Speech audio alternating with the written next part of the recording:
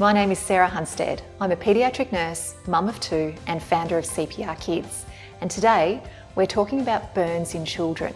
One of the most common things that children will burn themselves on are hot water scalds, the hot cups of tea, hot bowls of noodles, hands onto heaters, pulling things off the top of the stove, and also hair straighteners.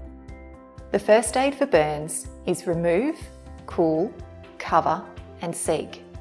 Remove their clothing, including the nappy, unless the clothing is stuck to the skin. Then cool over the top. You need to cool the burn for a minimum of 20 minutes with cool running tap water. Once cooled, you need to cover the burn. Use a non-stick dressing or cling wrap.